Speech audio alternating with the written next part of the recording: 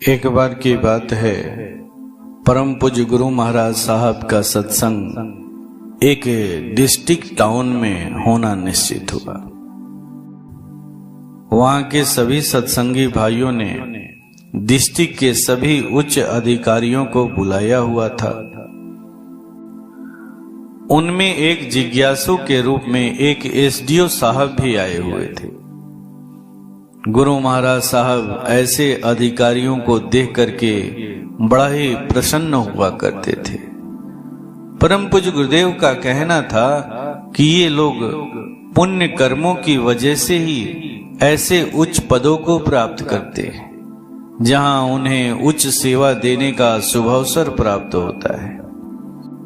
SDO साहब जब सत्संग सभा में पहुंचे तो सत्संग की पहली सिटिंग समाप्त हो चुकी थी। अब दूसरी सिटिंग शुरुआत होने को थी। गुरु महाराज साहब ने उन्हें देख करके एक कुर्सी ऑफर किया और बैठने के लिए कहा और फिर उन्हें माइक भी थमा दिया।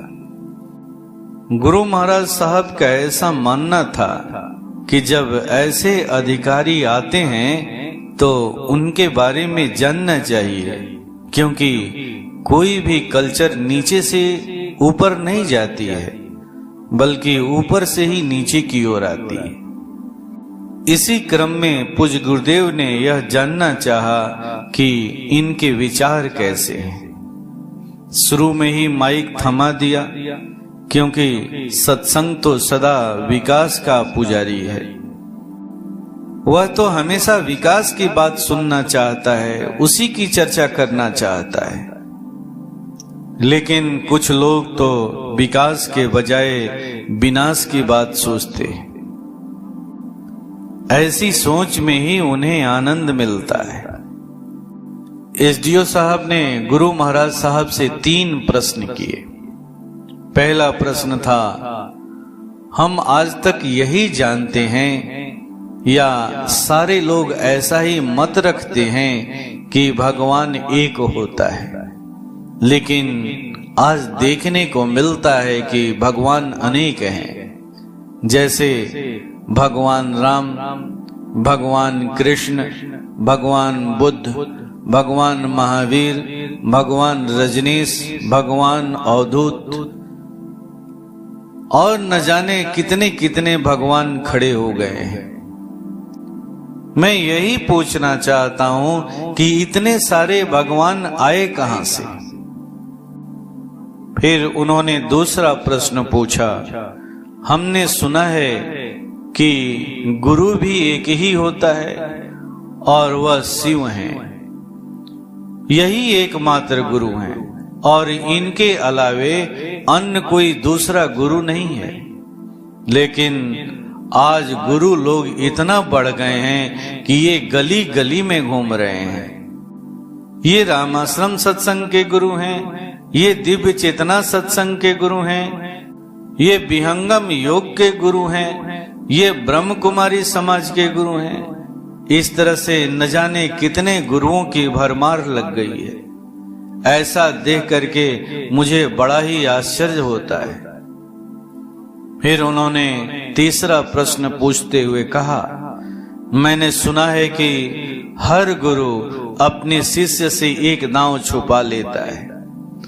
अगर ऐसा होता है तो हमें ऐसा लगता है कि आज तक कोई भी दांव बचा नहीं होगा।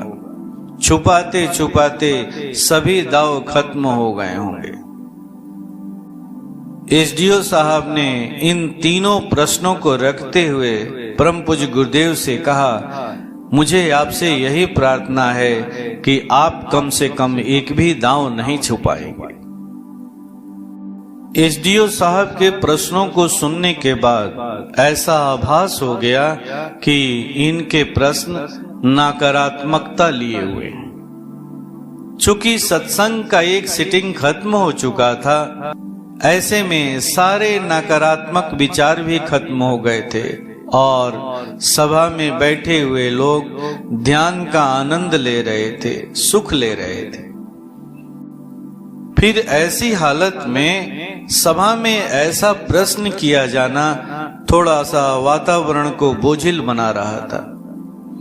ऐसा नहीं है कि प्रश्न नहीं किया जाना चाहिए, प्रश्न अवश्य किया जाना चाहिए, लेकिन नकारात्मक प्रश्न अकेले में पूछा जाना चाहिए ताकि सभा के भाव बाधित न हो। प्रश्न सदा जानने के ख्याल से किया जाना चाहिए, बोध करने के ख्याल से किया जाना चाहिए, न कि सभा में खिल्ली उड़ाने के लिए किया जाना चाहिए। गुरु महाराज साहब ने एसडीओ साहब के तीनों प्रश्नों का एक एक करके उत्तर दिया। परम पूज्य ने उनके पहले प्रश्न का उत्तर देते हुए कहा कि भगवान एक ही हैं और वह है ब्रह्म, जो निराकार है, निर्विकार है, निर्गुण है। लेकिन जिन्हें आप भगवान कहते हैं, ईश्वर कहते हैं, वह एक गुरु के नाम है। जब कोई शिष्य गुरु के साथ जुड़ता है और उनकी बताई हुई प्रणाली के साथ चलता है और जब वह अपनी अनुभूतियों में उतरता है तो उसके अंदर में विश्वास पैदा होता है। विश्वास की शक्ति क्या है? तो श्रद्धा है। जब अपने गुरु के प्रति शिष्य के अंदर में श्रद्धा उमड़ती है तो वह उन्हें गुरु भगवान के रूप में संबोधित करता है, ईश्वर के रूप में संबोधित करता है। वैसे ईश्वर का अर्थ ही होता है ईश जोड़ वर। यहाँ इस निराकार शक्ति है, यही ब्रह्म है और वर शक्तिवान है, यानी इस शक्ति को धारण करने वाला है। इस शक्ति अपनी अभिव्यक्ति स्वयं नहीं कर सकती है, वह इसके लिए एक वर को वर्ण करती है, यानी ईश्वर बनती है, जिसका नाम गुरु है। इसी को तो गोस्वामी जी कहते हैं, बिन पग चले सुने बिन काना, कर बिनु कर्म करे विधि नाना, आनन रहित सकल रस भोगी, बिनु बाणी बक्ता बड़ जोड़ी। वह शक्ति कैसी है?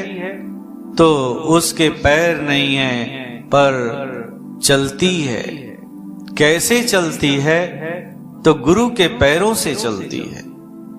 उसके कान नहीं हैं पर सुनती है। कैसे सुनती है? तो गुरु के कान से सुनती है। उसके हाथ पैर नहीं हैं पर सारे कार्य करती है। कैसे करती है? तो गुरु के हाथ पैरों से करती है। मुख नहीं है पर सभी प्रकार के रस लेती है। कैसे लेती है? तो गुरु के मुख से लेती है। वाणी नहीं है पर इसके सामने बड़े बड़े वक्ता फेल हो जाते हैं। यह कैसे होता है? तो गुरु के वाणी के द्वारा ही होता है। फिर आगे पूज्य गुरुदेव ने समझाते हुए कहा, इस संसार में चाहे वो राम हो, चाहे वो कृष्ण हो, चाहे वो ब्रह्मा हो, विष्णु हो, शिव हो, या फिर कोई देवी हो, दुर्गा हो, सभी के सभी परमात्मा के, ब्रह्म के साकार प्रज्वलित रूप हैं। इन्हें ही गुरु कहा जाता है। शिष्यों ने अपने गुरु को ईश्वर या भगवान का दर्जा दिया है। कृष्ण भगवान किसके थे? तो अर्जुन के भगवान थे, आपके नहीं, लोगों के नहीं। लोगों के होते तो लोग उनसे लड़ते क्यों? आज लोग मान लिए हैं कि वह भगवान थे। अर्जुन उनकी आराधना किया करता था तो हमें भी करना चाहिए। गोपियां उनकी आराधना करती थीं तो हमें भी करना चाहिए। अक्सर हम मुर्दे को ही पूजते हैं। अगर एक जिंदा चूहा निकल जाए तो उसे मारने के लिए सभी दौड़ पड़ते हैं, और वहीं अगर पत्थर का चूहा मिल जाए तो उसकी पूजा करने लगते हैं, यह कह करके कि यह तो गणेश जी का सवारी है। पूरे जीवन राम परेशान होते रहे, कृष्ण परेशान होते रहे जब वो जिंदा थे। जब वह मर गए तो उनकी मूर्तियां बना करके कितना सत्कार किया जाता है। ऐसा नहीं है कि यह सिलसिला समाप्त हो गया है, यह आज भी चल रहा है। इस तरह से गुरु महाराज साहब ने कहा, शिष्य जैसे जैसे उन्नत होते जाता है उसकी श्रद्धा अपने गुरु में बढ़ती चली जाती है और वह देखता तथा अनुभव करता है कि उसके अलावा मेरा दूसरा कोई नहीं है। अगर कोई है तो एकमात्र वही है, वही है। ऐसे लोगों के लिए ही कहा गया है, गुरु ब्रह्मा गुरु विष्णु गुरु देवो महेश्वर गुरु साक्षात परम ब्रह्म तस्मै श्री गुरुवे नमः। कबीर साहब ने भी कहा है, ना कुछ किया न कर सका, न करने योग्य शरीर, जो कुछ किया सो गुरु किया, कह गए दास कबीर। फिर उन्होंने आगे भी कहा, धरती सारी कागज करूं, लेखनी करूं बन राय, सात समंदर मसी करूं, गुरु गुण लिखा न जाए। ऐसा कहने वाले कौन लोग हैं? तो ये शिष्य लोग हैं जिन्होंने अपने गुरु का सत्कार इस तरह से किया है। यानी गुरु को ही ईश्वर या भगवान का तगमा देने वाले कौन हैं? तो एक शिष्य ही है। इस तरह गुरु महाराज साहब ने एसडीओ साहब को उत्तर देते हुए कहा, आप इतनी चिंता न करें कि भगवान या ईश्वर 10-20 हैं।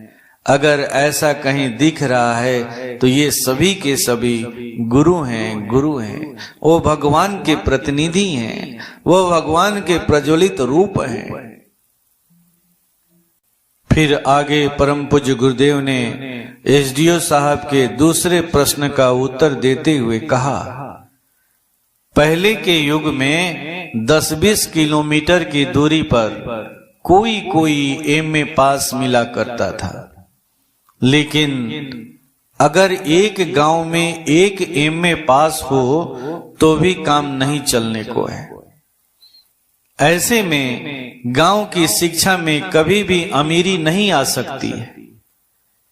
इसके लिए हर गांव में नहीं बल्कि हर घर में एमए पास होना चाहिए, तभी जाकर के हर घर शिक्षित होने के क्रम में आएगा और घर के सभी सदस्य शिक्षित होने की प्रेरणा लेने लगेंगे, प्रयास करने लगेंगे और शिक्षित हो भी जाएंगे। ठीक ऐसे ही सदगुरु की भी स्थिति ऐसी ही होनी चाहिए। जिला जवार में ही नहीं बल्कि हर गांव में एक सदगुरु होना चाहिए, तभी हर गांव का सुधार हो पाएगा। एसडीओ साहब की तरफ इशारा करते हुए पूज्य गुरुदेव ने पुनः कहा, आप ऐसा देखते हैं कि किसी संघ या सत्संग का गुरु गांव के गली गली में घूम रहा है। आप इसे ही देख करके अचंभित हैं, जबकि हर गांव में एक गुरु होना चाहिए।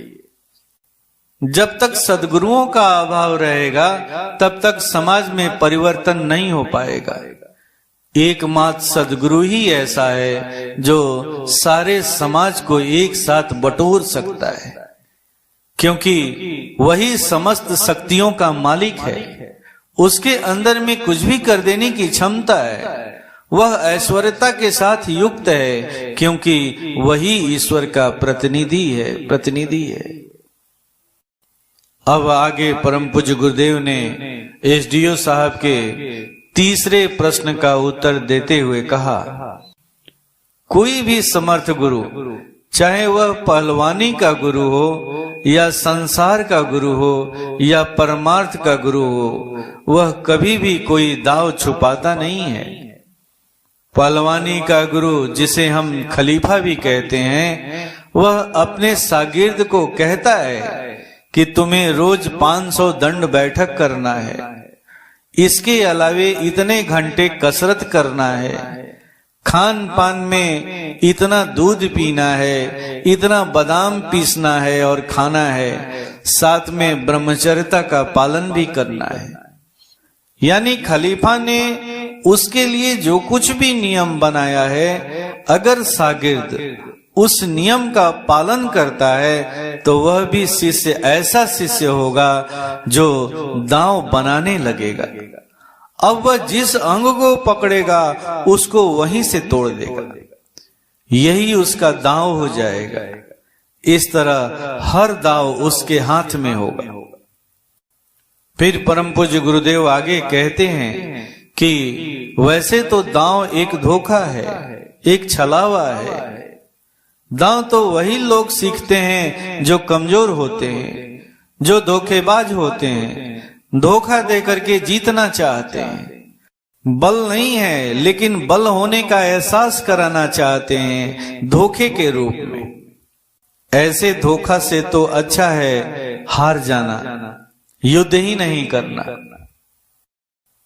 ठीक इसी प्रकार से एक सद्गुरु भी जब अपने शिष्य को बताता है कि तुम्हें इतना देर इस तरह से नित्य ध्यान साधना करना है, तुम्हारी रहनी सहनी ऐसी होनी चाहिए, तुम्हारी मानसिक ब्रह्मचर्यता बनी रहनी चाहिए, नेत्रों की ब्रह्मचर्यता बनी रहनी चाहिए, वाणी की ब्रह्मचर्यता बनी रहनी चाहिए, श्रवण की ब्रह्मचर्यता बनी रहनी चाहिए।